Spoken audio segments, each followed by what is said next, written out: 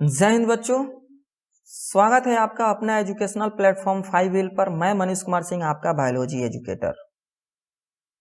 इसके पिछले लेक्चर में हम सब देखे थे मॉडल सेट 1 के ऑब्जेक्टिव बायोलॉजी को, क्वेश्चन नंबर 1 से लेकर 35 तक, और इस लेक्चर के माध्यम से हम लोग आज 36 से लेकर 70 नंबर जो क्वेश्चन है वहां तक का ऑब्जेक्टिव एक एक करके कंटिन्यू देखेंगे।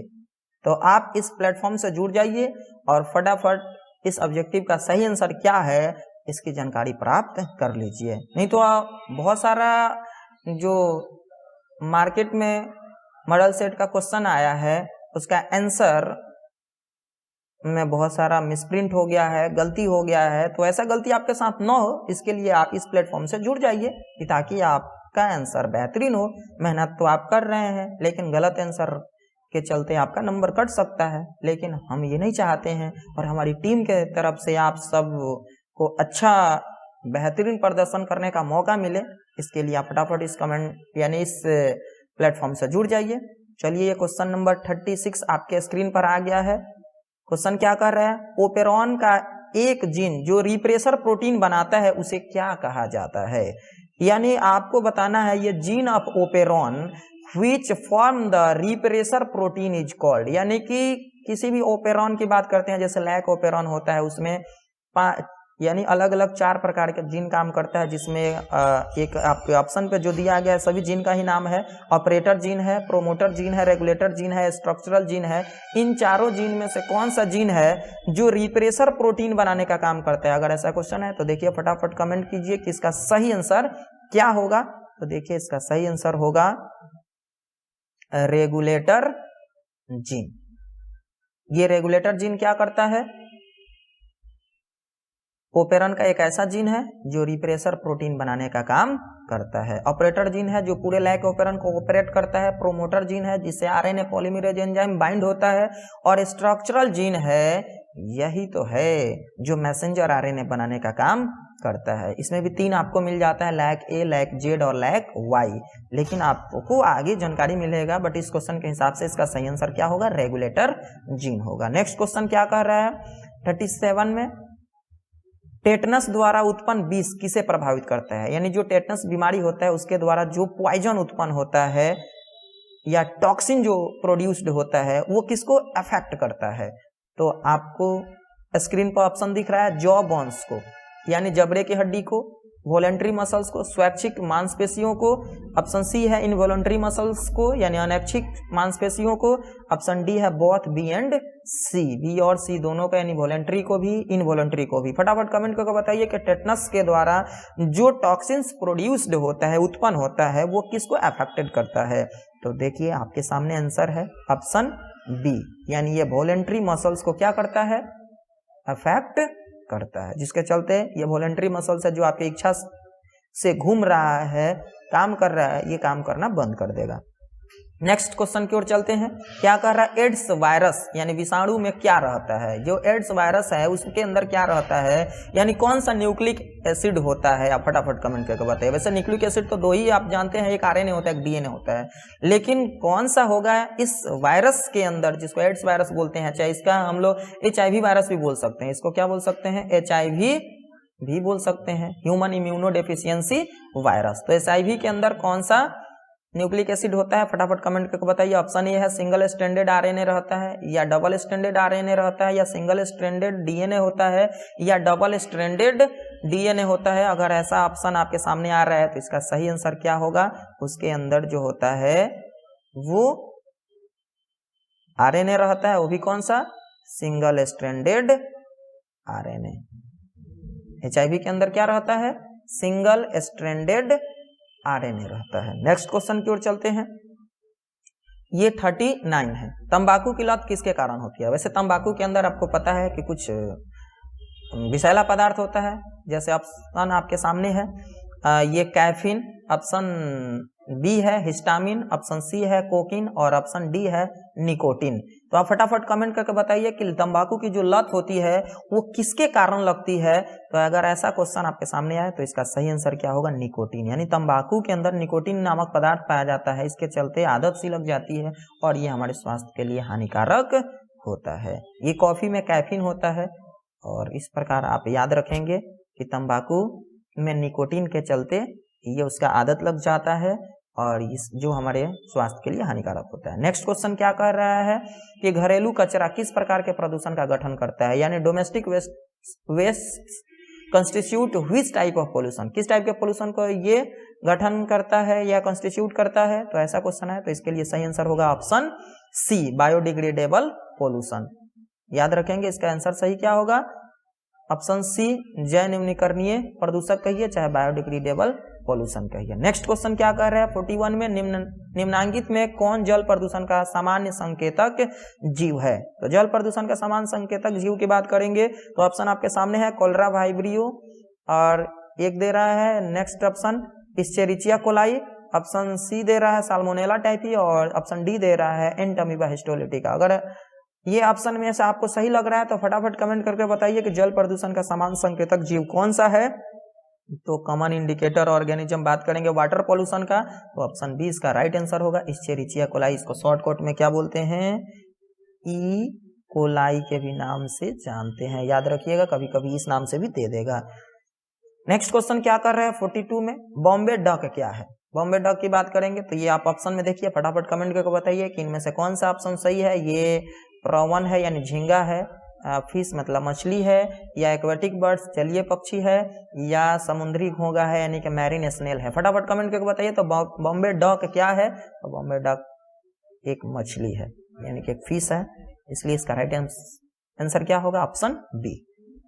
नेक्स्ट क्वेश्चन क्या कर रहा है लाइसिन से प्रचुर शक्ति, रतन तथा प्रोटीन है, इनमें से किसकी किस्में है। फटाफट कमेंट करके बताइए कौन से प्लांट के या कौन से क्रॉप्स का ये वैरायटी है जिसके अंदर लाइसिन भी भरपूर मात्रा में पाया जाता है, जिसका नाम शक्ति है, रत्ना है और प्रोटीना है, यानी कौन से प्लांट का ये वैरायटी है। तो फटाफट कमेंट कीजिए। ऑप्शन में क्या दे रहा है, राइस, ऑप्शन बी है व्हीट, ऑप्शन सी है कॉटन और ऑप्शन डी है मेज। इसका राइट आंसर होगा ऑप्शन डी मेज। अगला क्वेश्चन दे रहा है 44 में बैल का वीर्य किसमें संचित होता है, यानी bulls semen is stored in, किसमें स्टोर किया जाता है। अगर लंबे समय तक स्टोर करना होगा तो कहां पे स्टोर करते हैं, लिक्विड नाइट्रोजन में या लिक्विड कार्बन डाइऑक्साइड में, आइस में या नॉन ऑफ दीज में। देखिए किसी का सीमेन हो उसको स्टोर अगर करना होता है तो उसको लिक्विड नाइट्रोजन में स्टोर किया जाता है। इसका टेम्परेचर जो होता है -196 डिग्री सेल्सियस होता है, इतना टेम्परेचर पर जाता है तब जाकर नाइट्रोजन जो होता है लिक्विड फॉर्म में होता है, अन्यथा ये तो गैस फॉर्म में रहता है ना नॉर्मल टेम्परेचर पर। तो इस प्रकार नाइट्रोजन लिक्विड में ही क्या किया जाता है, सीमेन को या जर्म प्लाज्म का स्टोरेज किया जाता है। नेक्स्ट क्वेश्चन है रेशम के धागे में कौन सा प्रोटीन होता है। देखिए protein is silk thread is, यानी कि सिल्क थ्रेड में कौन सा प्रोटीन होता है। फर्स्ट ऑप्शन दे रहा है केराटिन, ऑप्शन बी है एल्ब्यूमिन, ऑप्शन सी है फाइब्रोइन और ऑप्शन डी है बोथ बी एंड सी। तो देखिए अगर ऐसा क्वेश्चन है कि रेशम के धागे में यानी कि सिल्क थ्रेड में कौन सा प्रोटीन होता है तो ऑप्शन सी पर टिक आउट कर दीजिएगा बिना सोचे समझे, जिसका नाम क्या है फाइब्रोइन, यानी यही प्रोटीन सिल्क थ्रेड में पाया जाता है। नेक्स्ट क्वेश्चन क्या कर रहा है लीडिंग सेल्स, बहुत इंपॉर्टेंट क्वेश्चन है ये। लीडिंग सेल्स क्या स्रावित करती है, लीडिंग को सिखाया क्या स्रावित करते हैं लीडिंग सेल्स सीक्रेट। देखिए लीडिंग सेल जो होता है हमारे टेस्टिस के अंदर पाया जाता है, सेमनीफेरस ट्यूब्यूल्स के बगल में। तो इस प्रकार टेस्टिस जो होता है मेल में पाया जाता है और ये मेल सेक्स हार्मोन का सीक्रेशन करता है। अगर आपको इनमें से ऑप्शन दिख रहा है तो फटाफट कमेंट करके बताइए। ऑप्शन ए है टेस्टोस्टेरोन, ऑप्शन बी है प्रोजेस्टेरोन, ऑप्शन सी है एस्ट्रोजेन और ऑप्शन डी है कॉर्टिकोस्टेरॉन्स। तो अगर आपको ऑप्शन इसमें से दिख रहा है तो फटाफट कमेंट करके बताइए। अभी आपको बताया गया कि ये मेल सेक्स हार्मोन का सीक्रेशन करता है, जिसको वैसे हम दूसरे नाम से भी जानते हैं। ऑप्शन ए इसका राइट आंसर होगा, इसको टेस्टोस्टेरोन भी कहा जाता है। यानी कि ये लीडिंग सेल किस चीज का सीक्रेशन करता है, टेस्टोस्टेरोन का। इसी को एंड्रोजेन के भी नाम से जानते हैं या मेल सेक्स हार्मोन के नाम से जानते हैं, ये सिर्फ मेल में सीक्रेट होता है। नेक्स्ट क्वेश्चन क्या कर रहा है 47 में मुखी गर्भ निरोधक निम्नांकित में से किस संयोजन का बना होता है?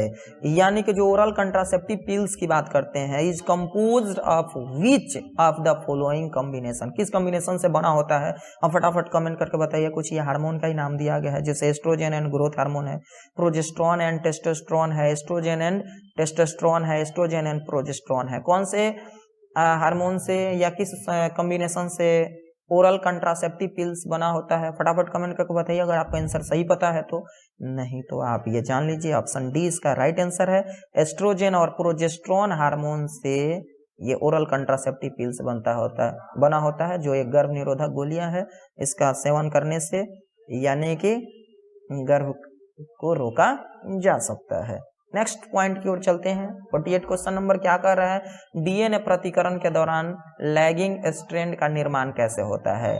तो लैगिंग स्ट्रैंड की बात करेंगे तो उसको कह रहा है कि डीएनए जब रेप्लिकेशन होता है तो डीएनए रेप्लिकेशन के समय जो उसका लैगिंग स्ट्रैंड होता है उसका निर्माण कैसे होता है? कंटिन्यूजली होता है, डिसकंटिन्यूजली होता है, इन शॉर्ट सेगमेंट के फॉर्म में होता है, या बोथ बी एंड सी? दोनों आंसर कौन सा सही है? आप फटाफट कमेंट करके बताइए। ये डीएनए रेप्लिकेशन जो होता है ये उसका जो लैगिंग स्ट्रैंड होता है उसमें वो छोटे छोटे सेगमेंट के रूप में भी होता है और इस तरह वो डिसकंटिन्यूजली भी होता है। तो इस प्रकार इसका राइट आंसर क्या होगा? ऑप्शन डी होगा, बोथ बी एंड सी। नहीं तो एक छोटा छोटा करके दो बार में तो दो आप ओमर शीट के दो बॉक्स को तो कलर नहीं कर सकते हैं ना, इसलिए इसका राइट आंसर क्या होगा? ऑप्शन डी होगा। नेक्स्ट क्वेश्चन की ओर चलते हैं। 49 में फ्रेम विस्थापन उत्परिवर्तन कब होता है? यानी कि frame shift mutation occurs when, कब होता है? तो फटाफट कमेंट करके बताइए। बेस इज डिलीटेड और एडेड, यानी जो डीएनए के अंदर नाइट्रोजिनस बेस होता है उस नाइट्रोजिनस बेस का विलोपन हो जाता है, यानी डिलीट हो जाता है, अच्छा एक नया आकर ऐड हो जाता है, निवेशन हो जाता है, तब होता है। या जब नाइट्रोजिनस बेस का निवेशन होता है, यानी निवेशन बोले तो एडेड होता है तब होता है, या नाइट्रोजनस बेस डिलीट हो जाता है तब फ्रेम शिफ्ट म्यूटेशन होता है, या फॉस्फेट जब ऐड हो जाता है तब फ्रेम शिफ्ट म्यूटेशन होता है। फटाफट कमेंट करके बताइए इसका सही आंसर क्या होगा? वैसे इसका सही आंसर होगा ऑप्शन ए, यानी नाइट्रोजनस बेस में से कोई एक डिलीट हो जाएगा तो भी फ्रेम शिफ्ट म्यूटेशन होगा, अगर कोई नया आकर ऐड हो जाएगा तो भी फ्रेम शिफ्ट म्यूटेशन होगा। नेक्स्ट क्वेश्चन क्या कर रहा है? बोबल परिकल्पना किसके द्वारा प्रस्तावित किया गया था? बोबल जो परिकल्पना है, बोबल हाइपोथेसिस, ये किसके द्वारा प्रपोज किया गया था? फटाफट कमेंट करके बताइए। ये साइंटिस्ट का नाम दिया है, ऑप्शन ए है क्रिक, ऑप्शन बी है नीरेनबर्ग और ऑप्शन सी है हॉले और ऑप्शन डी है खुराना। फटाफट कमेंट करके बताइए कि ये बोबल हाइपोथेसिस किसके द्वारा प्रपोज किया गया था? इसका सही आंसर होगा option A, Crick. Next question क्या कर रहे हैं? 51 में आरबीसी के पतन का कारण कौन सा है? फटाफट कमेंट करके बताइए। इनमें से कुछ कंपाउंड्स का नाम दिया गया है, इसमें देखकर आपको बताना है कि किसके द्वारा आरबीसी का डिग्रेडेशन होता है, यानी which one causes degradation of RBC. तो अगर आपके सामने आंसर ऑप्शन आए तो फर्स्ट ऑप्शन है आर्सेनिक कंपाउंड, ऑप्शन सेकंड है हाइड्रोकार्बन्स, ऑप्शन थर्ड है अमोनिया और ऑप्शन फोर्थ है सल्फर कंपाउंड। तो फटाफट कमेंट करके बताइए कि किसके कारण आरबीसी का पतन होता है, इसका कारण कौन है?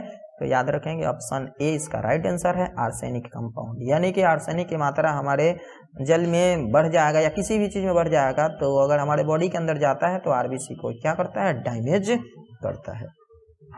नेक्स्ट क्वेश्चन देखिए आपके सामने आ गया है। जल प्रस्फुटन किससे बनता है? यानी water blooms are formed by, किसके द्वारा जल प्रस्फुटन बनता है? तो फटाफट कमेंट करके बताइए। ऑप्शन ए है हाइड्रीला, ऑप्शन बी है वाटर हाइसिन, ऑप्शन सी है ट्रेपा और ऑप्शन डी है प्लैंक्टोनिक एल्गी। तो अगर आपको इस ऑप्शन में से कोई पता चल रहा है सही आंसर तो फटाफट कमेंट करके बताइए। वैसे इसका सही आंसर होगा ऑप्शन डी, प्लैंक्टोनिक एल्गी के चलते जब इसकी संख्या काफी तीव्र गति से बढ़ जाता है तो वाटर ब्लूम्स का निर्माण होता है। नेक्स्ट क्वेश्चन क्या कर रहा है कि मिट्टी का निर्माण किस प्रक्रिया से होता है? मिट्टी तो आप जानते ही हैं। Formation of soil takes place by the process of, किस प्रोसेस के द्वारा मिट्टी का निर्माण होता है? मेल्टिंग प्रोसेस के द्वारा, वेदरिंग के द्वारा, या यानी पीडोजिनेसिस के द्वारा, या बोथ बी एंड सी। तो इसका आंसर सही क्या होगा? ऑप्शन बी होगा, वेदरिंग प्रोसेस के द्वारा क्या होता है? मिट्टी का निर्माण होता है। नेक्स्ट क्वेश्चन है जलोद्भिद की एक विशेषता क्या है? जलोद्भिद बोले तो हाइड्रोफाइट्स, यानी वैसे पौधे जो जल में उत्पन्न होते हैं वैसे पौधे को क्या बोलते हैं? हाइड्रोफाइट्स बोलते हैं। तो इसका कोई एक कैरेक्टरिस्टिक फीचर्स बताइए जो आपको ऑप्शन में दिख रहा है। इसमें फ्लोटिंग लीव्स होता है, या एरेनकाइमा पाया जाता है, या सबमर्ज्ड लीव्स होता है, या वेल डेवलप्ड फ्लोएम होता है। फटाफट कमेंट करके बताइए इसका सही आंसर क्या होगा। यानी हाइड्रोफाइट्स के कोई एक विशेषता जो इन ऑप्शन में आपको दिख रहा है, तो देखिए इसका ऑप्शन बी राइट है, एरेनकाइमा इसमें पाया जाता है। यानी इसके अंदर कुछ स्टेम के अंदर क्या होता है, इसके टिश्यू में कुछ हवा भरा हुआ रहता है, उसी हवा के चलते क्या होता है, ये आसानी से पानी में रह सकता है, इसलिए उसको हम लोग एरेनकाइमा बोलते हैं। नेक्स्ट क्वेश्चन की ओर चलते हैं। 55 फफूंद हाइफी अंतरकोशिकीय किस में रहता है? यानी फंगल हाइफी रीमेन इंटरसेलुलर इन। ऑप्शन आपके सामने है, एक्टोमाइकोराइजा, फार्म, या एंडोमाइकोराइजा, या नॉन ऑफ दीज। अगर ऐसा क्वेश्चन है तो इसका सही आंसर होगा ऑप्शन सी, एंडोमाइकोराइजा में फंगल हाइफी रीमेन यानी होता है अंतरकोशिकीय। नेक्स्ट क्वेश्चन क्या कर रहा है? क्वेश्चन 56 प्लियोट्रॉफी जीन कैसा लक्षण प्रारूप दर्शाता है? प्लियोट्रॉफी जीन की बात करते हैं तो ऑप्शन आपके सामने है, मल्टीपल जीनोटाइप को दिखाता है, मल्टीपल फेनोटाइप को दिखाता है, या सिंगल जीनोटाइप को दिखाता है, या सिंगल फेनोटाइप को दिखाता है। तो देखिए प्लियोट्रॉफिक जो वर्ड होता है मल्टीपल के लिए होता है, यानी कि ये ज्यादा से लक्षण को शो करता है, इसलिए इसके लिए क्या होगा, मल्टीपल फेनोटाइप। यानी इसका राइट आंसर क्या होगा, ऑप्शन बी, मल्टीपल फेनोटाइप को ये दर्शाता है। अगला क्वेश्चन क्या कर रहा है 57 में, निम्नांकित में दो जीनों के लिए विषम युग्मजीय जीव कैसा होगा? तो आप फटाफट कमेंट करके बताइए। Heterozygous organism of for 2 genes in the following shall be. यानी जो ऑप्शन दिख रहा है इनमें से कौन सा है जो हेट्रोजाइगस ऑर्गेनिज्म के लिए 2 जीन के लिए दर्शा रहा है? यानी ऑप्शन ए आपको दिख रहा है, ऑप्शन बी है, ऑप्शन सी है, ऑप्शन डी है। तो इसका राइट आंसर क्या होगा? इसका राइट आंसर अगर हेट्रोजाइगस की बात करेंगे इसका राइट आंसर होगा ऑप्शन डी। ध्यान से देखिएगा, दोनों में कैपिटल स्मॉल दोनों मिक्स होना चाहिए, तभी जाकर उसका राइट आंसर होगा। 2 जीन के लिए होगा। अगर एक जीन की बात करता तो इसका आंसर दूसरा होता, तो लेकिन यहाँ पे इसका आंसर क्या होगा, ऑप्शन डी होगा। नेक्स्ट क्वेश्चन कह रहा है, निम्न में से कौन सा भारत का राष्ट्रीय जलीय पशु है? देखिए कितना बेहतरीन क्वेश्चन है, ये तो बच्चे के जबान पर है। नेशनल एक्वेटिक एनिमल जो इंडिया का है वो कौन सा है? ऑप्शन ए है रिवर डॉल्फिन, ऑप्शन बी है गैंगटिक शार्क, ऑप्शन सी है सी हॉर्स, और ऑप्शन डी है ब्लू व्हेल। फटाफट कमेंट करके बताइए इसका सही आंसर क्या होगा। इसका आंसर सही होगा ऑप्शन ए, रिवर डॉल्फिन। नेक्स्ट क्वेश्चन क्या कर रहा है 59 में, इन सिटू कंजर्वेशन के अंतर्गत कौन सा नहीं आता है या कौन सा शामिल नहीं है? तो ऑप्शन में आप देखिए, अगर आपको इसका सही आंसर पता चल रहा है तो फटाफट कमेंट करके बता ही दीजिए, एकदम छोड़िएगा नहीं, आंसर एकदम बता ही देना है। फटाफट कमेंट कीजिए, इसका सही आंसर होगा option B, botanical zoological garden.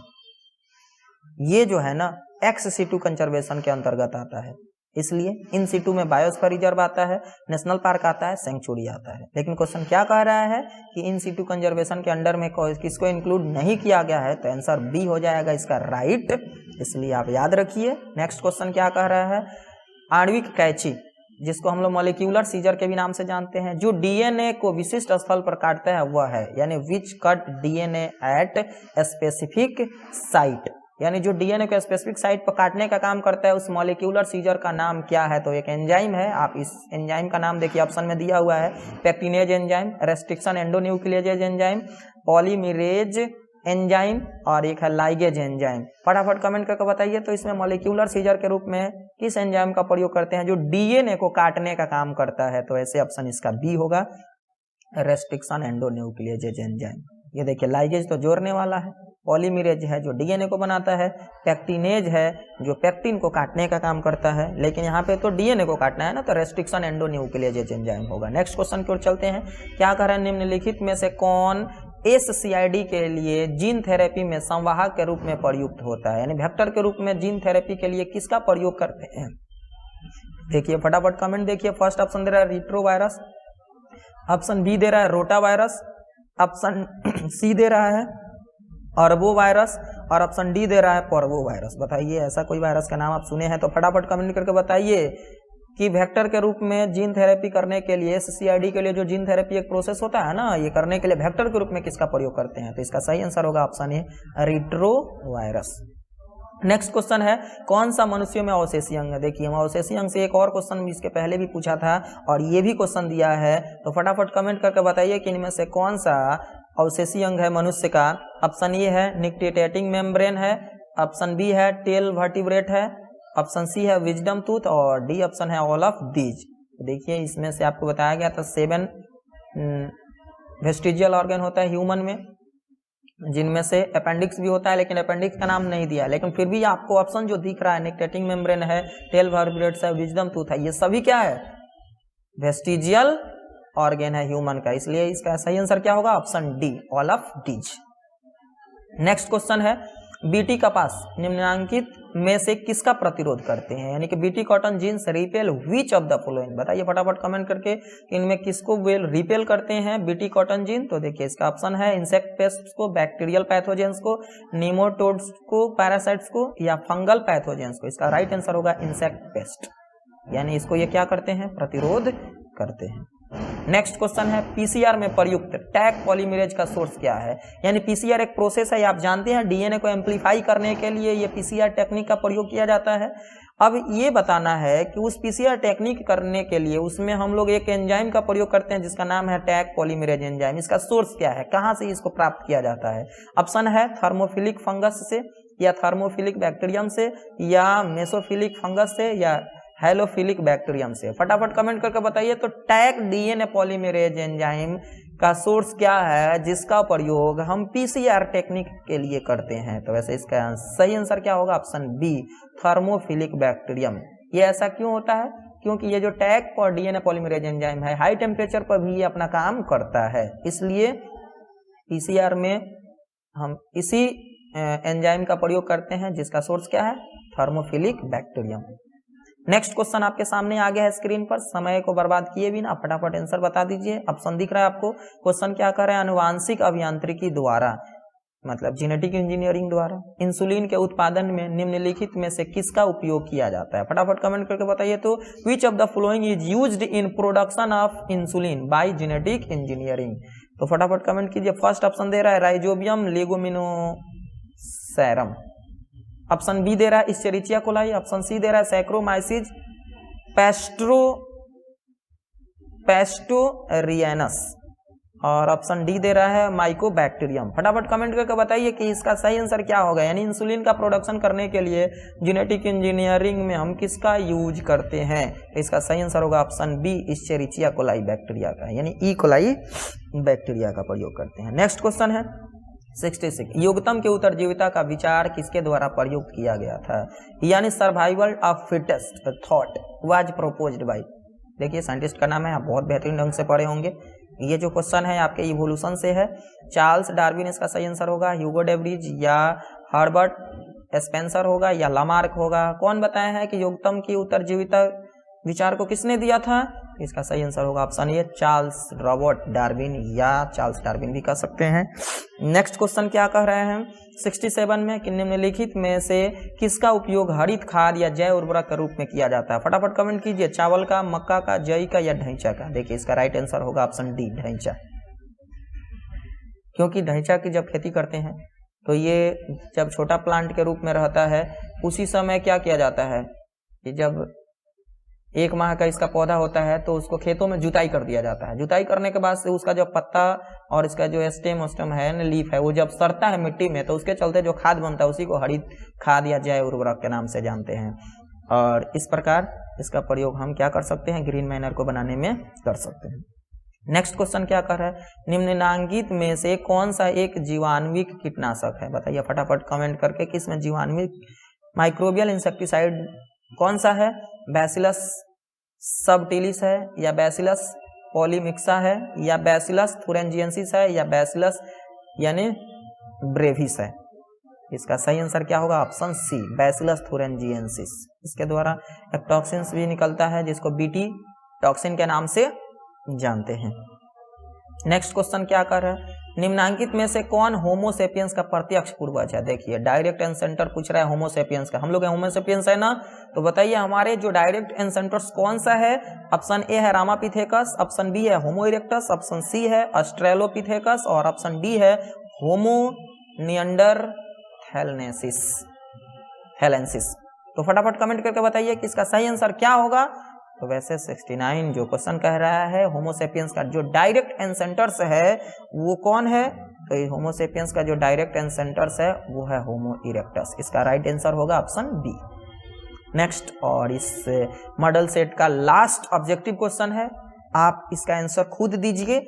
मैं आपको क्वेश्चन बता देता हूं क्या कह रहा है। वाहित मलजल के प्राथमिक उपचार में निम्नांकित में से कौन सा कदम शामिल है? यानी वाहित मलजल की बात करते हैं तो सीवेज को बोला जाता है। तो इस सीवेज का जब प्राइमरी ट्रीटमेंट करते हैं तो उसके लिए कौन सा स्टेप को अपनाया जाता है? सबसे पहले प्राइमरी ट्रीटमेंट करने के लिए ऑप्शन क्या दे रहा है? एरोबिक बैक्टीरियल एक्टिविटी के द्वारा होता है, या फिल्ट्रेशन एंड सेडिमेंटेशन द्वारा होता है, या एनएरोबिक बैक्टीरियल एक्टिविटी के द्वारा होता है, या स्लज डाइजेशन के द्वारा होता है। फटाफट कमेंट करके बताइए तो इसका सही आंसर क्या होगा, क्योंकि इस मॉडल सेट का लास्ट क्वेश्चन है और उम्मीद करता हूं कि आप लोग इसका आंसर सही जरूर बताएंगे। अगर आपको पता है तो, नहीं पता है तो घबराने की कोई आवश्यकता नहीं है। मैं आपको बता दे रहा हूं, आप इसके बाद से तो ऐसी क्वेश्चन से डरेंगे ही नहीं। देखिए प्राइमरी ट्रीटमेंट जो किया जाता है किसी माइक्रोब्स की उपस्थिति में नहीं किया जाता है, यानी इसमें जो हम लोग स्टेप अपनाते हैं कौन सा? ऑप्शन बी होगा, फिल्ट्रेशन एंड सेडिमेंटेशन। यानी इस प्रोसेस के द्वारा उसके अंदर से जो सीवेज है उसमें से बड़े बड़े कचरा को, प्लास्टिक को छांट कर हटा दिया जाता है, उसका फिल्ट्रेशन कर दिया जाता है। और जब प्राइमरी ट्रीटमेंट हो जाता है तो सेकेंडरी ट्रीटमेंट के लिए यानी बैक्टीरियल एक्टिविटी यानी सूक्ष्मजीव की आवश्यकता होता है, इसलिए सेकेंडरी ट्रीटमेंट को बायोलॉजिकल ट्रीटमेंट भी कहा जाता है। लेकिन प्राइमरी ट्रीटमेंट के लिए सही आंसर क्या होगा? Filtration and sedimentation. Thanks for watching. और आप सब इस प्लेटफॉर्म से बहुत देर से जुड़े हुए हैं, इसके लिए आप सबको बहुत बहुत धन्यवाद। और उम्मीद करता हूं कि ये लेक्चर आपके लिए बहुत ही उपयोगी होगा। और फिर मिलते हैं हम लोग अगले लेक्चर के साथ।